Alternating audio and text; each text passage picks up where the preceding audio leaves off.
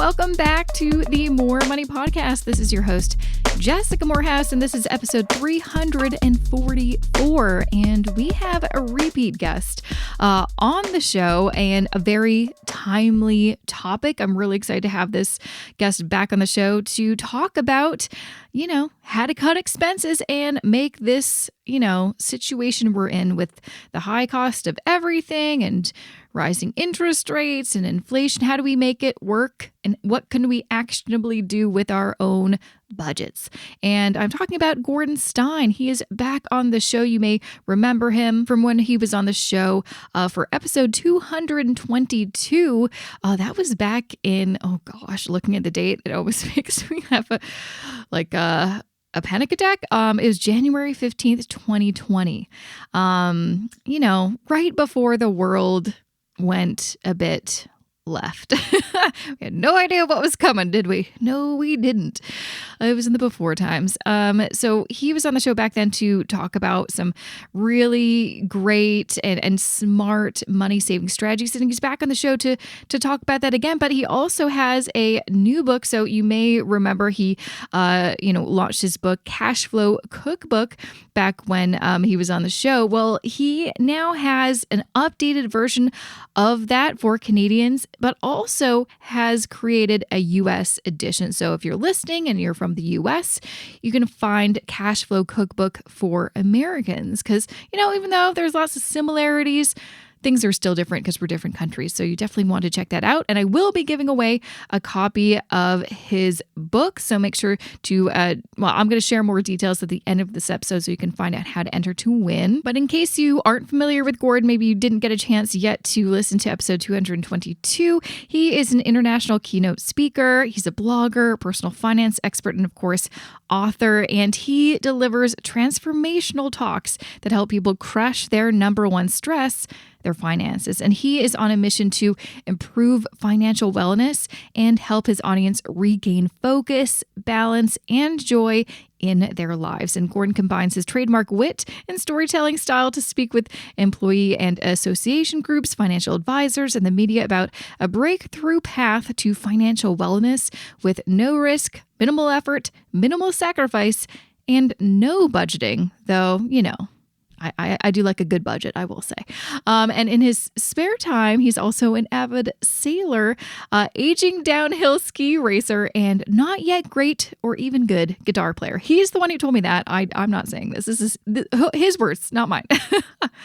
So we have a lot to talk about and a lot of great tips and pieces of advice for you in this episode. So I can't wait to get to this interview. But before I do, here's just a few words about this podcast season's sponsor. This episode of the More Money Podcast is supported by Desjardins.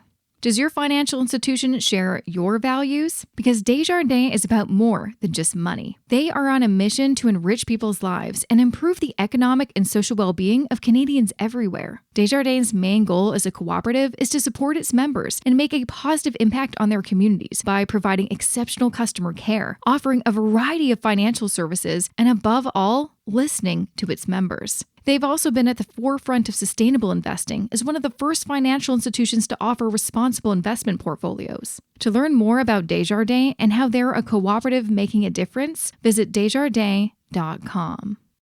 Welcome, Gordon, back to the More Money Podcast. I'm so excited to have you back on. I took a little look. I'm like, when was the last time you were on? And I'm like, oh gosh, we sure didn't know what was coming. You came on, I think it was January, the middle of January 2020. And then things kind of took a turn that we sure didn't expect, I'm pretty sure.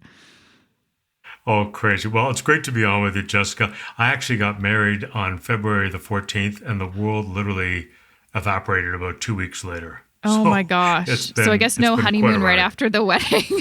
Had to put those plans on delay. We're still waiting. Yeah. Oh, my gosh. Yeah. So a lot has happened in the past 2 years. And I loved having you on the first time to talk about your book, Cashflow Cookbook, and really talk about, how can people, do some really strategic things to save more money. And I'm so glad to have you back on now that you have a US version and an updated Canadian version, because I feel like, the world has changed significantly. And I feel like with the world that we're currently in, high interest rates, high inflation, rising costs, I have never gotten more, like, I feel like in 2020 and 2021, everyone just wanted to talk about crypto, NFTs, investing. How do I build wealth? Now, their mindsets are their kind of needs and concerns are shifting a lot to be like, how do I, improve my cash flow? Because everything is so much more expensive. My mortgage is more expensive. The grocery store is more expensive. How do I cut back? And in a way that doesn't feel like I'm just living and eating noodle soup every day, basically. So it's an interesting time. So, I'm so glad to have you back on, because you really know your stuff when it comes to literally cash flow. That is the name of your book. So welcome back. First things first, I want to kind of just talk about your new book. So you have Cashflow, you launched Cashflow Cookbook a few years back. Why did you want to create a US version?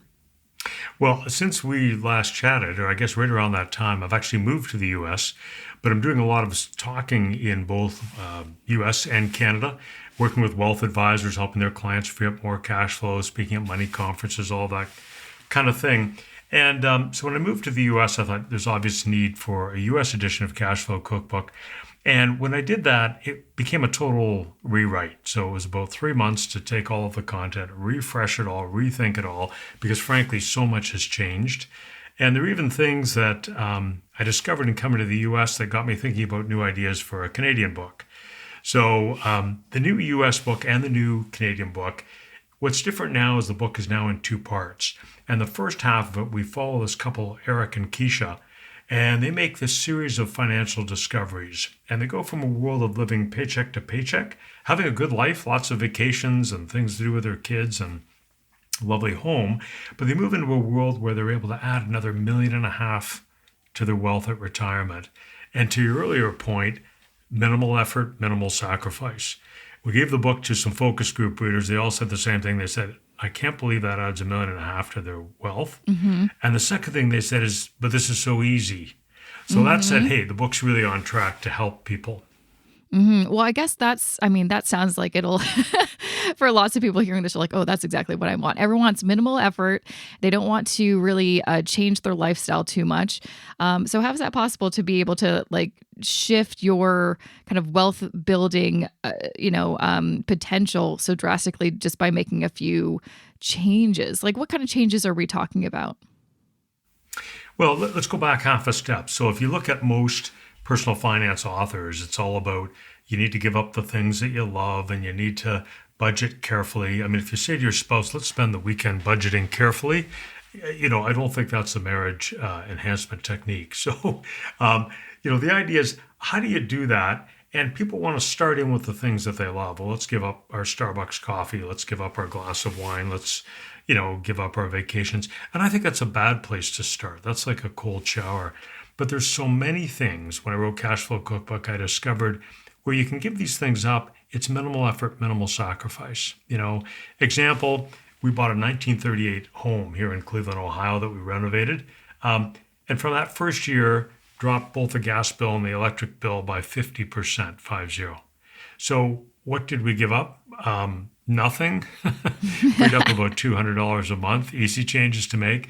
So the whole point of Cashflow Cookbook, it's not going after the things that you love at all. In fact, I'm not even a fan of traditional budgeting. I think the thing to do is to go after those dozen or so monthly bills, and there's some hidden ones in particular that we'll talk about. And you free up cash on those things, but then if you're going to go to an Eagles concert, go get great seats. I bought a couple of kayaks. I bought beautiful ones. I've got, I don't know how many $1,000s of guitars behind me. Do the things you love, and that's what's important. But these other more mundane expenses, there's so many great ways to slash those costs. So give us some examples of some of these, just actually going back to how you were able to kind of free up $200 per month with your home. How were you able to do that specifically? Well, there's a few things that were interesting. We took a look at the electricity bill as an example, and we found out that we had some roof heaters that were running all the time. So those only need to be on in the coldest of winter days. So that was a pretty easy change to make. We had an antiquated dishwasher. We got a new energy efficient one. That one's interesting because it saves both gas to heat the hot water, electricity to run the dishwasher, and the water consumption drops by about 90%. So that was a 3-banger right there. And then the other thing that was interesting was a little peek around up in the attic. There was almost no insulation up there, maybe an inch or two. And that should be more like a couple of feet. So, a one-time spend of about $600, got up there. My wife and I did a quick insulation job, not hard to do. But those changes, suddenly the home was so much more comfortable. It made a big difference. Another one along the same lines, discovered that we have 3 doors that go from our home to the garage from 3 different parts of the house, which is unusual. But one of them had a gap that was about 3/4 of an inch by 30 inches. So that's the same as a 6-inch hole in the wall of the house. I was surprised that it's been there, I'm sure, since the beginning of the house. But a little peek around the house looking for some weather stripping. None of these are difficult. They're all homeowner doable, and it makes a massive difference. How do you Then do it? things like a setback thermostat.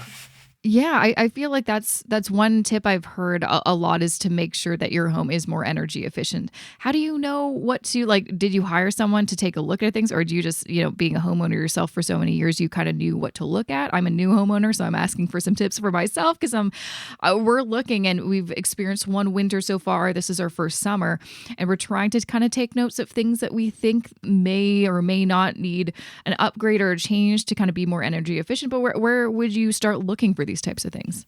Yeah, I'm one of the few professional engineer, personal finance writers and speakers, so I come by it honestly. But in the book, I detail exactly how to do it. So from an energy efficiency perspective in a home, the first place to start is always infiltration. In other words, are there gaps around windows, doors, a stick and a piece of Christmas tinsel, some lit incense, or your fingers. And wherever you've got a door or a window that's leaking air, that's really a big priority because you can change the number of air changes an hour that the house sees, and that'll make a huge difference.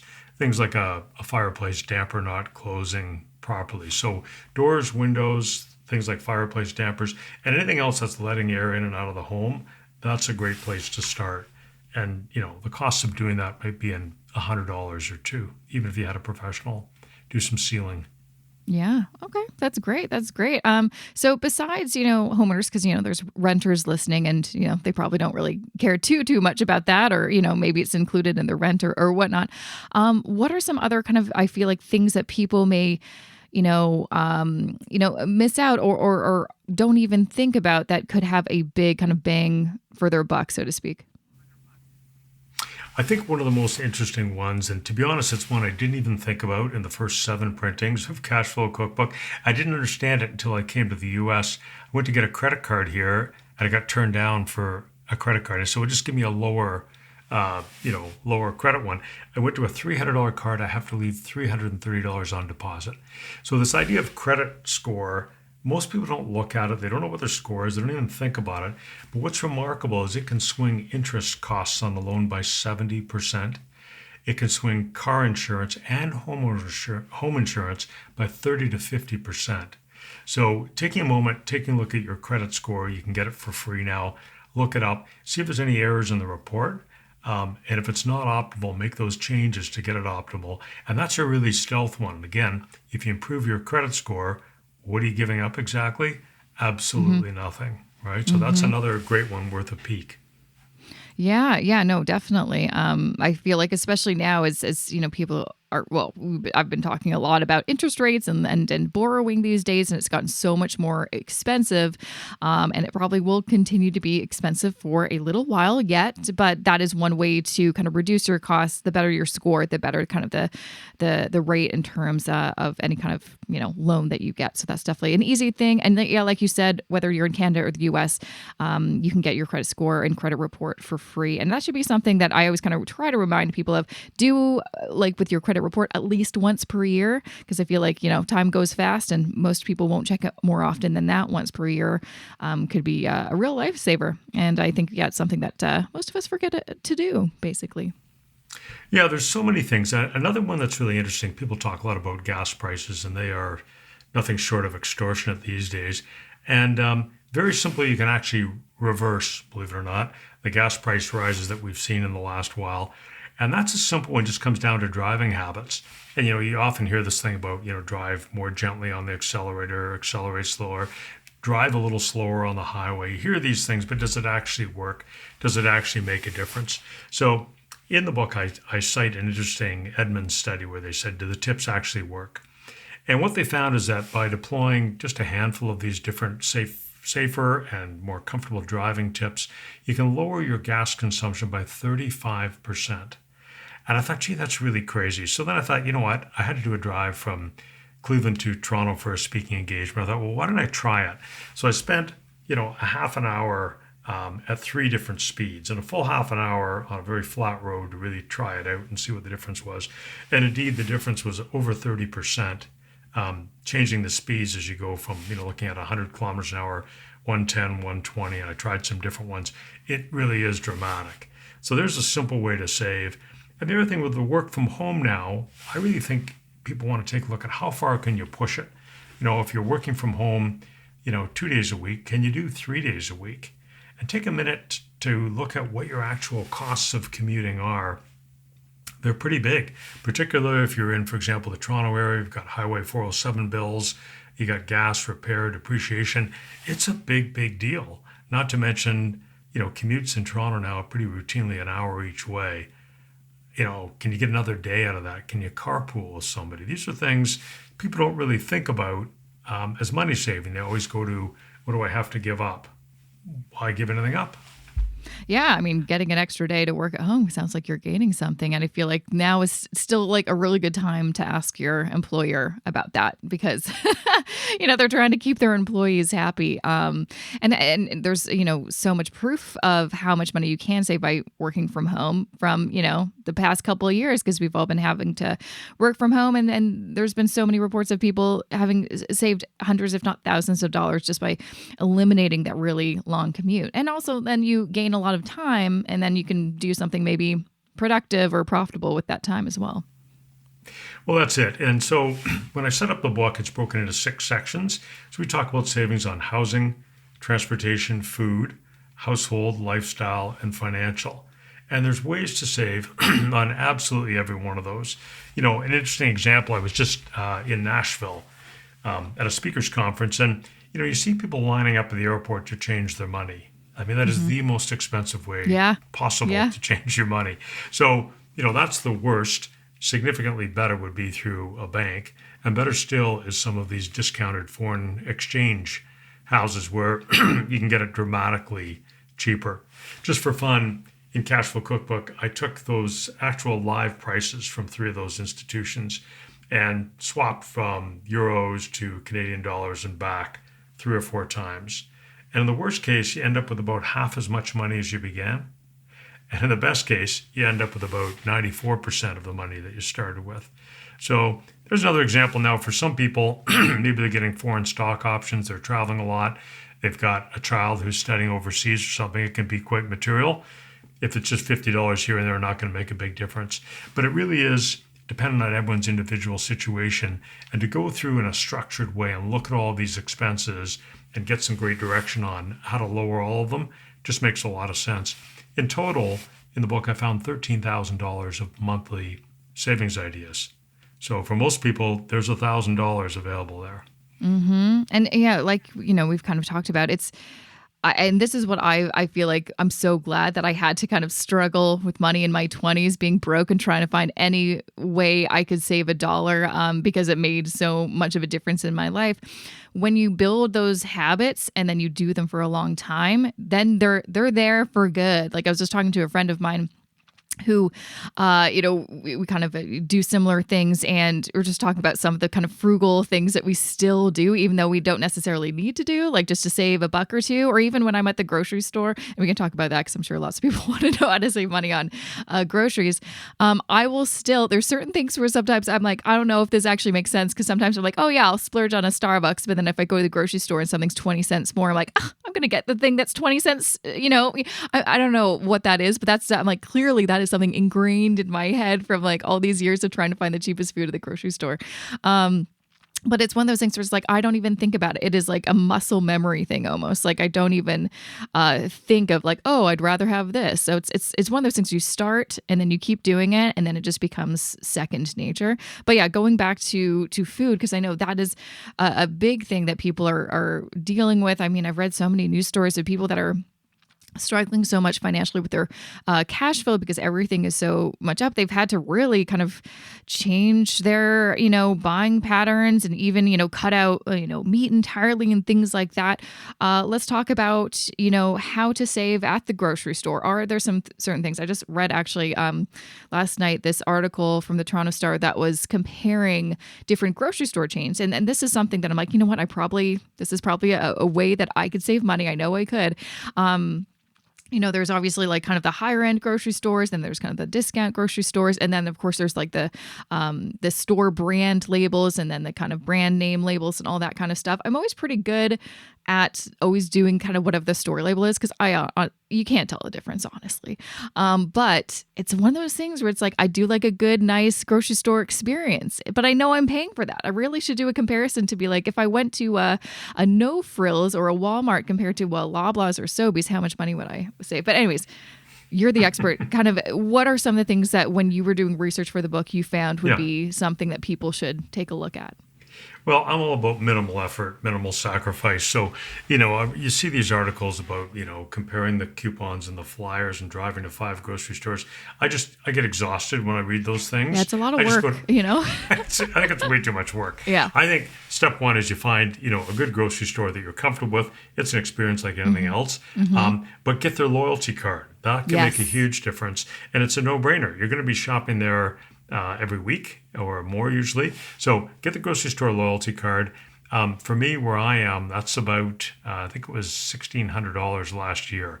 Our grocery store here shows you the running total of what the loyalty card saved you. So there's a no-brainer one to start. 10 minutes at the customer service desk, sign up. Most houses waste something like 30 to 40% of the groceries that they buy. So, great to save 10 cents here and 15 cents there, but hang on. Let me understand this. We're wasting 30 or 40% of our groceries. Why don't we start there? So even if you just have a little family huddle a couple times a week, what's on the best before date, and let's combine that into something. There's lots of ways you can see, find recipes for, hey, I've got, an onion and I've got, a chicken breast and a half, and I've got something else. You can always make a stir fry, let me tell you. There's always a stir fry at the end of the week. You make a stir fry. So that reducing the waste thing is a really big thing. And I'll give you a really silly example. Not that this one's going to change anyone's budget, but I like these protein shakes. I make one every day, and I've got my own little recipe with some almond milk, the black chia seeds, spinach in there. And then I'll do some frozen fruit or frozen banana, something like that. And then it goes in the blender. So for literally years, I would get spinach. You get a fresh pack of spinach, and you can't, that stuff goes bad. You can never. I've never used an entire container of spinach before it goes bad. Believe me, I try. And then you're just eating spinach, and you're just like, I don't want it. Yeah, and then once it starts to get a little funky, you got to get rid of it. But it barely makes it through a week. So then I had this brainwave after literally years of making these shakes. Why don't I get frozen spinach? Yeah. So I just get the bag of frozen spinach. I reach in and grab it. It's a smoothie anyway. You want it cold. I don't waste anything. And the frozen spinach is 1/7 the price of fresh spinach. So again, this is not, how much am I saving with this? Is it $5 a week? It's not a big deal, but it's this concept. It's the muscle memory. And you just get a little slicker on each of these things. And there's a little bit of a kind of hoarding up when you get a good deal. So when the vitamins go on sale, 2 for 1 is pretty typical. If you're doing multivitamins or whatever. So all of these things, it's just a handful of these habits make a big difference. And if you do some quick math, if you can reduce your food wastage from 40% to 10%, well, there's a 30% savings on your grocery bill. That's a massive amount of money for most families. And typically, if you go a little bit healthier, reduce your meat consumption, get in some whole grains and more vegetables and all these things. And the other one we didn't talk about is frozen food. We touched on it with the shakes, but it is a dramatic difference. Anything that you want, think about getting it frozen instead of fresh. There's a great way to chop, probably 20% of your bill can get chopped by 2/3. Yeah. So. No, 100%. I want to get your take on this. I was talking to friends over the summer, and we're talking about like ways to save at the grocery store. And one of the things they do, which sounds kind of counterintuitive, but they said it actually works for them. And it was largely because they realized there was so much food waste, or when you're at the grocery store physically, and even if you have a list, there's going to be something that you add to the cart. They now instead use Instacart and order things from Costco that they know that they'll always get, like, chicken breasts and stuff and frozen stuff. And then even from like the grocery store. So they kind of pre-plan their meals, order it that way. Even though there is that obviously expense of using Instacart, they say they actually have less food waste and save more money like that because there's, I guess, less impulse spending. Is that kind of something people could consider, or what's your take on that? Yeah, no, I think that's worthwhile. And if you're sort of savvy on it, sometimes you can reduce the cost of the grocery delivery. So I think it can be a good one. And again, it frees up some time. So you're focusing on buying those things that you want. And then that age-old advice, the other one we didn't talk about is prepared foods. I'm getting more and more health conscious as the years click by. And it's frightening how much sugar, preservatives, all of these things that are in there. And cooking is actually fun, making your own meals. You get the hang of it. You start learning more and more things. And you know what's going into it because you made it. So there's a big opportunity there. The other one that's related to that is packing a lunch, and it seems like, really, am I going to pack a lunch? The numbers are really quite remarkable. For most people, even if you could pack, let's say 3 lunches a week, a savings of about $10 typically. You got some healthier stuff. That's $250,000 over your career. That's really quite material. We're in a place right now where only a quarter of boomers think that they're on track to retire, and only 12% of Gen Xers think that they're on track for retirement. So, you think about this $250,000 by packing a lunch, that's a huge story. Mm-hmm. I'm curious. I've been seeing a lot online, mainly from younger people like Gen Zs and millennials, on social media, kind of poking fun of the idea of like the latte factor, like, oh, cut out your latte. That's going to make you a millionaire. Or the reason you can't afford a home, is because you buy takeout coffee. But a lot of what we've talked about are kind of things like cut out this little thing. And that, like, I still believe in the latte factor, not so much the actual lattes, because I feel like I've also had the host of, or the author of The Latte Factor. And it's not about the lattes. It's about the idea of kind of compounding spending. And that's kind of what we're discussing. It's not about the actual thing that you cut. It's about how can you cut out things, like you've kind of mentioned at the top of the show, that aren't really, things that bring you joy or that really bring value to your life, but are easily, things that you can get rid of. But that if they stuck in your budget, they kept on, creeping up, they would compound into like, a good chunk of change. And that's kind of, I think, the real important takeaway is it's not about, pack lunch. Everyone's heard that before. But like you said, everyone's heard it before, probably because it works. Like it's not like I can't tell you how many times I've told people it's like money management really isn't rocket science. But I feel like just like any other kind of vehicle, like, fitness is like, how can I lose weight? It's like, well, you got to eat better and you got to work out. Like that is kind of it. Sure, there's some other kind of techniques and stuff, but it's actually pretty simple. But people are always kind of looking for, I think, an easy way. And there really isn't. I mean, this is pretty easy, but I think people want something instant. Doesn't exist. I think that's it exactly. I mean, it really is easy. In Cashflow Cookbook, there's 60 different recipe ideas, plus the ideas in the story at the beginning. And when you read any of them, you go, well, I can do that. That's not hard. The latte one is interesting because people say, oh, come on, stop. So I spent $5 on a coffee. And you know what? If you spend $5 on a coffee, that's going to have no impact whatsoever. But I had an interesting situation when I was working in the corporate world. And there was a woman I worked with, and she would come to a morning meeting with her, Starbucks, Vante, Grande, whatever it was, probably $5 or $6. And then we had a second project, so I was in another meeting with her every day. We were tracking this project at 11 o'clock, and there she'd be with another one, big one. And I thought, oh, that's interesting. Then a couple of times went by her desk. I wasn't stalking her, I promise. Mm-hmm. And she had, a bag of chips and a, can of pop on her desk, which she got from the vending machine. And so I thought, gee, that's kind of interesting. And just for fun, I did the math. It adds up to $330 a month. What she was spending. A month. Wow. If you do the math, right? Yeah, so, 2 lattes and and the chips and pop from the machine. You don't think of it that way. And I was telling a friend of mine who owns a Honda dealership, and he said, get me her number. And I said, what do you mean get you her number? He says, I could get her into a Civic for that. And it's just a fun way of thinking about it. Here's a whole car lease payment on an economy car for what she's spending on, Starbucks and chips and pop. And the completely crazy part of the story, in our coffee room was a coffee machine right there provided by the company. And the crazy thing was, it was a Starbucks coffee machine, with the whole premise that, the coffee's every bit as good as what you get at a Starbucks.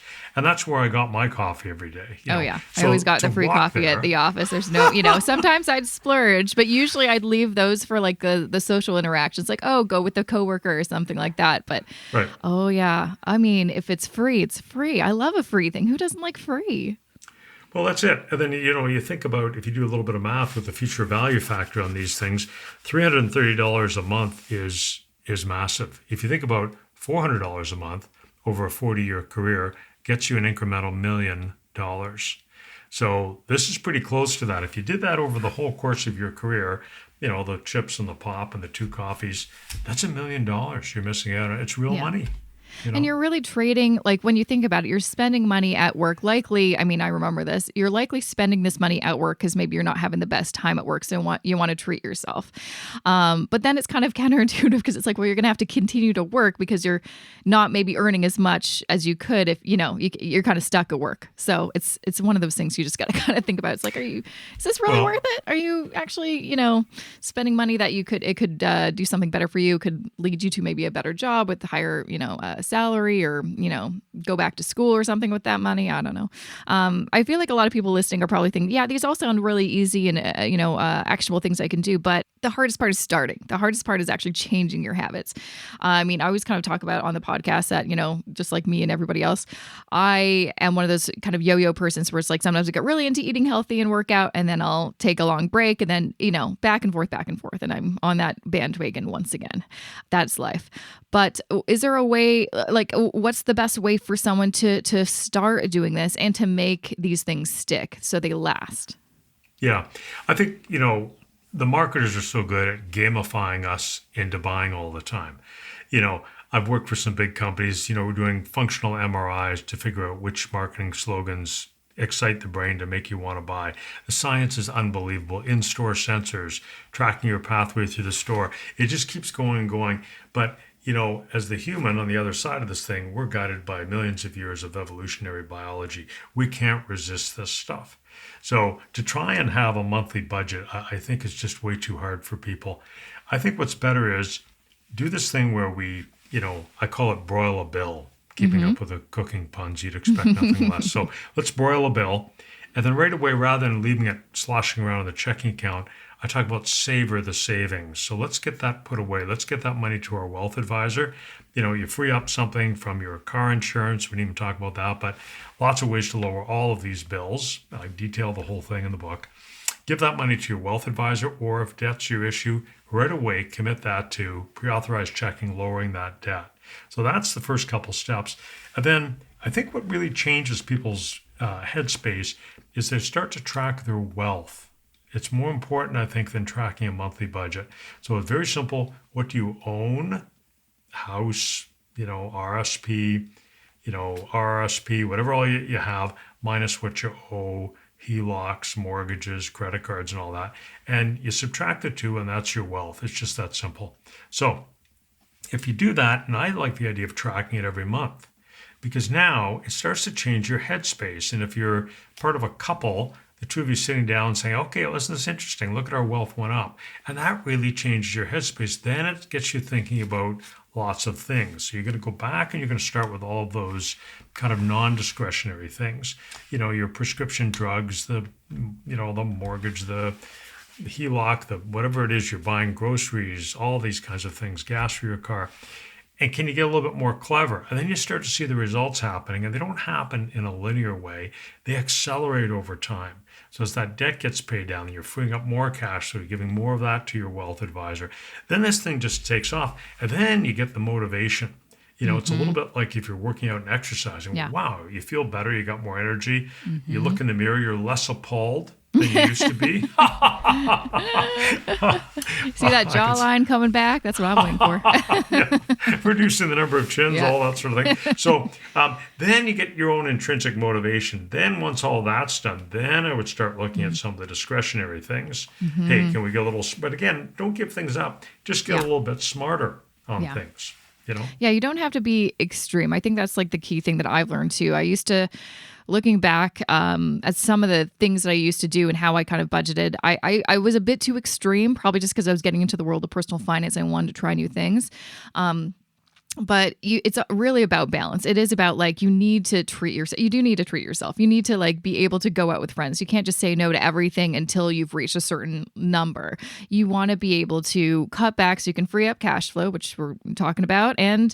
But then also have enough so you can still enjoy the nice little things. Like, I mean, especially I feel like for me, the past 2 years have really reminded me how important it is not to delay gratification too much.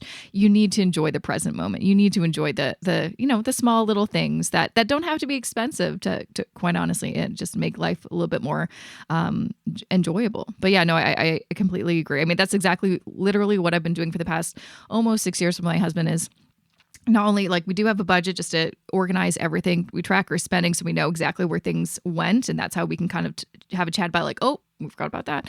But the net worth part is that source of motivation that we get. And I think the other key thing too is when you're doing your net worth statement is like, I like to categorize things in your liquid assets, your investment assets, your personal assets, and then your short and long-term liabilities. That's, I find, really helpful, especially during right now where the markets are really down. Because then, I mean, our net worth has been on the decline since January. But we can take a look at the categories to be like, why is it on the decline? Oh, it's our investment portfolio. So that's not us. That's the market. We're just going to hang tight and wait for that to recover. But then you can look at your savings and other kind of things, and your debts to be like, oh, but every other area is actually on the up. So that's really key, because I think sometimes if you just see that number, you're like, oh my gosh, our net worth is going down. This isn't working. It could be something that's beyond your control, like the movements of the stock market. Yeah, but even in that case, you could be aggressively paying down debt.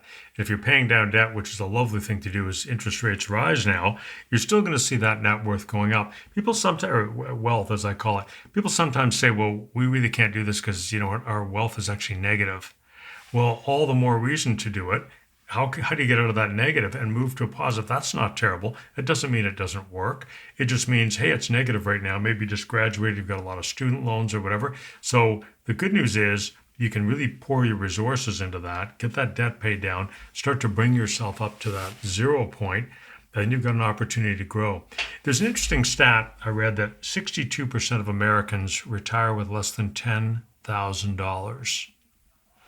So when we think about these things, like we're talking about bringing a lunch, something like that can typically add about $250,000 to your wealth at retirement, bringing a lunch. 62% of Americans retiring with less than $10,000. I believe the average in both Canada and the U.S. is about $200,000. So everything that we've talked about today gives you an opportunity to retire with 5 or 10 times the amount of the average Canadian or American. That's a really big deal. Is that worth taking the time? And, sometimes I've had audiences when I talk about Cashflow Cookbook and they say, gosh, how long does it take to do all this? Because I just don't have any time. I'm so strapped.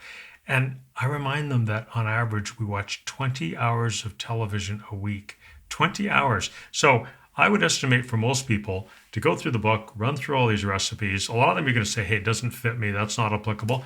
I will guarantee there's going to be 5, 6, 7, or 8 of them that you're going to say, whoa, didn't think about that. You're going to apply them. You're going to find another $1,000. And I would say to do the entire thing might take a person 10 hours. So, my ask is an hour a week, 10 weeks or whatever, Right. It's a half a week's worth of television. Yeah. I think we can do that. Record the shows. Yeah. Yeah. They're not going anywhere. Those shows will still be there. Yeah. Right. No, it's so true. I mean, I use that excuse too. I'm like, I'm too busy. It's like, there's time. It's similar to like, there is money. You just have to find it. There's time. You just have to kind of make it work. You need to find it and just free it up. But yeah, it's like I always like to tell people, because I feel like sometimes we have a hard time there's been like studies that show this. We have a hard time picturing ourselves in the future to understand like how doing something today, even such a small thing like, making your lunch, can have a huge impact in the future. But now, as I get older, I totally see that more. I'm like, oh, the things I did in my 20s, I can see the rewards now that I experienced in my 30s. But I always kind of tell people, I think there is an app or there's something where you can kind of actually make a photo of yourself of what you would look older. And I think that actually helps. There's like that study that did that. But also I always just try to think of yourself in a few different ways. Like there's past, Jessica, there's present Jessica, there's future Jessica. Don't you want to, as kind of like your own personal caregiver, want to take care of future you? So I kind of like thinking about things like that, where it's like, if you don't really care about yourself or don't think it's important today, don't you want to take care of this person that is important in the future? I don't know. There's a couple different ways you can kind of think about it to frame it so it will maybe kind of hit home a little bit, or even thinking about someone that you need to take care of in the future. Don't you want to be in a good financial spot so you can take better care of your aging parents or something like that, or your children? Well, it's funny. I was doing a speaking engagement and I had a question from an audience member, and they said, "Geez, some of these things as examples you've talked about, that compounding effect over 40 years." And this person said, 40 years from now, really? And I said, "Well, how old are you?" And he said, "I'm 20." And I said, "Well, 40 years from now, you're going to be 60." He says, "Yeah." I said, "Well, I am 60, and I can tell you that I'm still alive. I'm still moving around. It's not the end of the road at 60. Hopefully, I've got another 40 years to go." Mm-hmm. And you know what? I really appreciate all those things that the younger Gordon did to free up the cash and invest wisely to give me some comfort at this stage of the game. Mm-hmm. And he kind of went, "Oh, yeah, good point." Right. Mm-hmm. And, people often say, older people will sometimes say, "Well, this is great, but, I don't have 10 or 20 years on my runway. I'm 60, I'm retiring in 5 years." But you know what? When you retire, you don't take every penny that you have and liquidate it and spend it all in that first year. You need money for your 70s and for your 80s and increasingly for your 90s. So actually, if you're a 60-year-old investor, you really do probably have 30 years of investing horizon, even though you'll be just saving at that point. So all of the things we're talking about, they're important for 20-year-olds, because they've got this extra long compounding. They're critical for the 35 and 40-year-olds in their peak spending years and babies and houses and strollers and all the rest of it, furniture, what have you. And then when you get older, you want to lower that burn rate heading into retirement, but you want to do it without giving anything up. Yeah. So I think all of those things are possible. Yeah, it's applicable in literally every age. Yeah, I think that's another thing people have a hard time realizing. Once you retire, it's not the end. It's not like the final destination. It's like you continue to live, and you'll continue to live for decades. And you're always going to be trying to find a way, how can I stretch this now fixed income? You're always going to want to look for that. So all these things will be applicable from now until the future. I know there's so many more things that we could chat about, but obviously all these kind of recipes that you've shared are in your book. And now there's a US version, there's a Canadian version. Where can people find more information about Cashflow Cookbook and also find out what you're up to, follow you? Yeah, sure. So you can go to cashflowcookbook.com. Things got a little quiet there while I was building the U.S. edition, and then it probably will again. So, you can subscribe, and I don't sell anyone's email to the Russians. I don't do any spamming or anything. Hope not, yeah. It's just the blog posts as they come out, and you can get a handle on what's going on.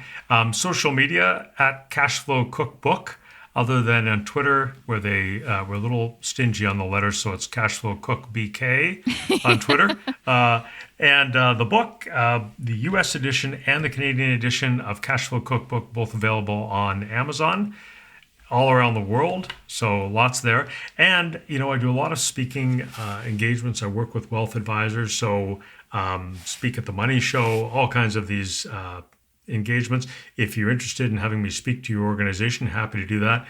And for the wealth advisors out there, let's help your clients free up more cash flow for investment and build and grow your business as well. So I'd love to help out people in any way I can. Amazing. Well, once again, it was so nice having you on the show again, Gordon, after, a few interesting years. I feel like this, what we kind of chatted about, what's in your book has never been more relevant and important. So I appreciate you coming back on the show.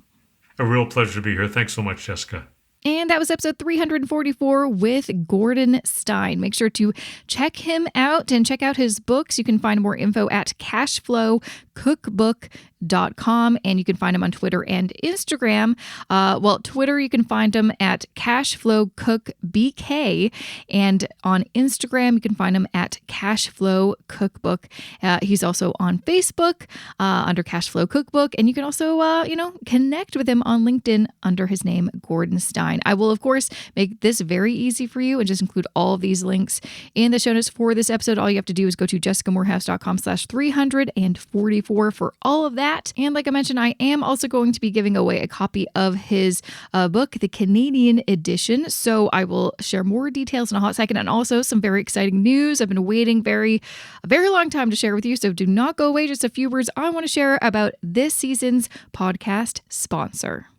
This episode of the More Money Podcast is supported by Desjardins. Do you feel valued at your financial institution? Because Desjardins is on a mission to enrich the lives of Canadians, help build stronger communities, and educate its members so they can confidently reach their financial goals. Not only do they offer one-of-a-kind customer care and offer a variety of financial services to fit your needs, as a cooperative, they put their members first. So if you're looking for an institution that's making an impact, look no further than Desjardins. To learn more about Desjardins and how they're making a difference, visit desjardins.com. All right, first and foremost, if you want to enter to win a copy of his book, or also, a bunch of other books that I'm giving away, make sure to go to jessicamorehouse.com/contest, where I'm giving away a copy of Cashflow Cookbook, the latest Canadian edition. Also, I'm giving away a copy of Dump Your Degree by Zakia Akureli, Untying the Knot by Kelly Lavalley, Seen, Heard, and Paid by Alan Henry, The Bogle Effect by Eric Valchunas, and Becoming Superwoman by Nicole Lapin. All of these authors have been guests on the show of this season, and I've got a few more authors coming on the show, so I will be giving away some more books. So you can just, frequently look at jessicamorehouse.com/contest. You can also find that link if you just go to the show notes, jessicamorehouse.com/344. All right, so what was the kind of an exciting news that I teased earlier? Honestly, this is something that I wanted to kind of share earlier, but I didn't want to jinx it because I've done that before. It just puts too much pressure on me, quite honestly. I feel like, honestly, I've been, for the month of October, a bit quiet, not on the podcast. Obviously, I'm here every week, but on social media, and just haven't been doing, as much publicly.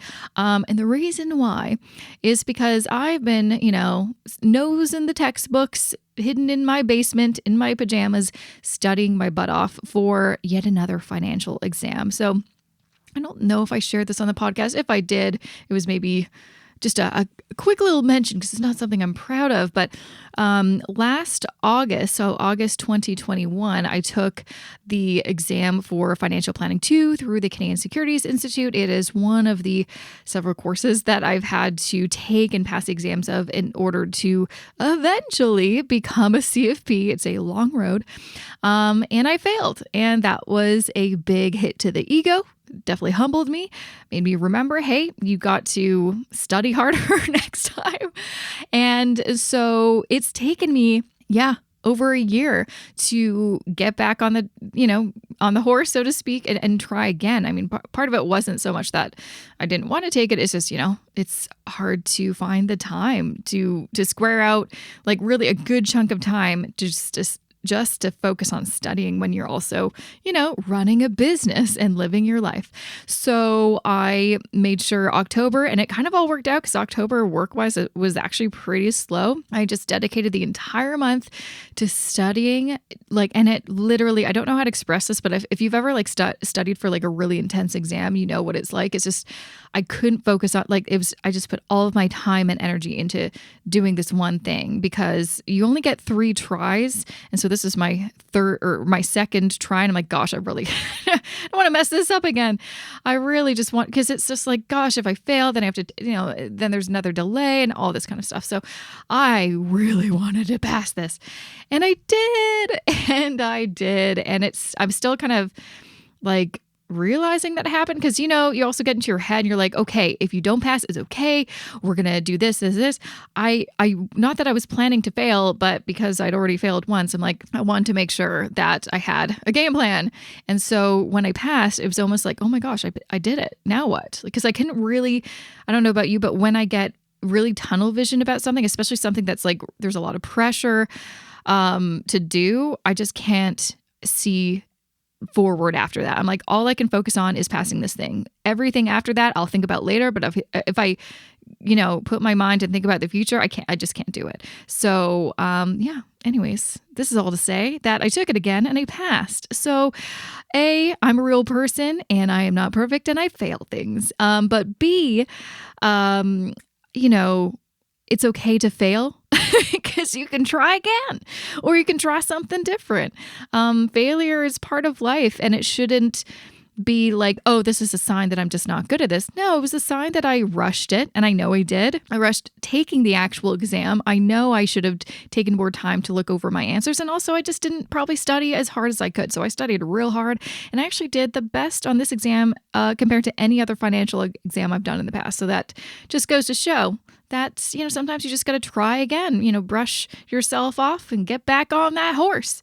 So this means well, depending on what path I want to go, and I'm kind of leaning towards more one path. In case you don't know, in Canada, if you want to become, a financial planner, there's kind of two routes you can take. You can become a qualified associate financial planner. It used to be considered a CFP level 1, and then there was CFP level 2. Now there's just CFP. So QAFP, or there was the CFP, much more difficult to do the CFP route. So I think you can do the QAFP first, and then you can bridge it over to the CFP. You still have to do some more coursework and some exams and stuff like that. But I just feel like I really want to be able to tell people, not only am I an accredited financial counselor, which I'm really proud of, I'm also, a financial planner. That's just something I think, especially being a woman in finance, and also someone who's been in this, kind of financial content creator space for over a decade. And I don't know if like younger or, newer, financial influencers feel like this, but I mean, when I started, I got questioned all the time about, my knowledge, my expertise, my experience. And so that's what's really propelled me and motivated me to get a bunch of accreditations and certifications. Also, passing this test gives me another certificate, which is exciting. So I now also I've got like 4 certificates so far. I've got my, AFCC. I've got my certificate for passing the Canadian Securities course. I got the certificate in financial services advice, and passing FP2 gives me the certificate for, what is it called? Advanced financial advice, I think. Anyways, it just makes me feel good to be able to put that in a frame and put it in my office and be like, you did that. So just wanted to share that with you, and hopefully, can give you some motivation, or to help you whatever you're working on. If you feel really defeated, if you feel like, oh gosh, this is just so hard, I can never do it, just keep trying. Don't give up, right? Like that's like the best thing that I've ever learned in my life is failing and trying again and then succeeding. It feels almost better sometimes to fail something, not to encourage people to fail, but sometimes you just like appreciate that success even more because you know how hard you had to work to get there. So that's my little motivational speech. Thank you for listening to my TED Talk. So that's the big thing I've been working on. Now that is done, though I did just honestly register for another course.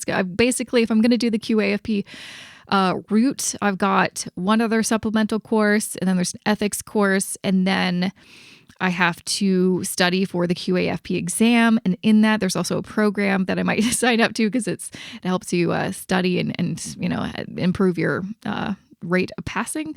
So I've got more stuff going on, but I'm hoping to get a few, maybe this next little is a much smaller course to do. I'm hoping to get it done before the end of the year. But my brain is still a little bit like, oh gosh, whiplash or something like that. Gosh, my brain hurts from just all that studying and note cards and whatnot.